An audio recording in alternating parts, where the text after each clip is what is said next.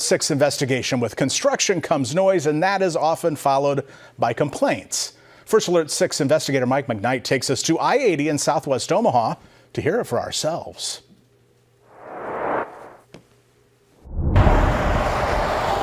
Sitting along Interstate 80, Nebraska State Patrol Carrier Enforcement Trooper Dakota Wilson doesn't just watch for violations, he listens. That maroon truck just engine braked. Too much traffic to make a stop this time, but Dakota and other troopers will be enforcing the engine braking law as semi-trucks approach the interstate construction zone. Listen for it, try to find the correct vehicle that is actually engine braking, and then conduct the inspection.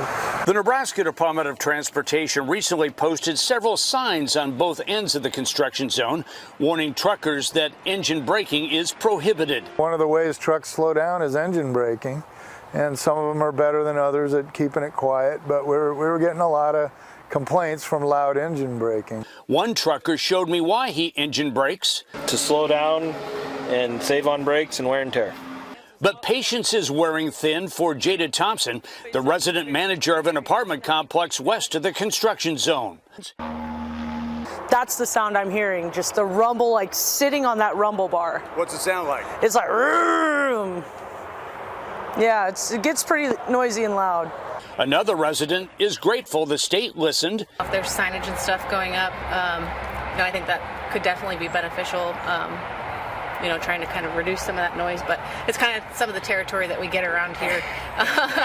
Though a brief nuisance, engine braking could have a lasting effect on a driver's record. Any trucker cited for engine braking faces a $25 fine plus court costs. That's $74 out of their pocket, and they could lose 1 point off their CDL. So when approaching the interstate construction zone in southwest Omaha, truckers are warned to err on the side of quieter braking. On I-80 near Giles, Mike McKnight, First Alert 6.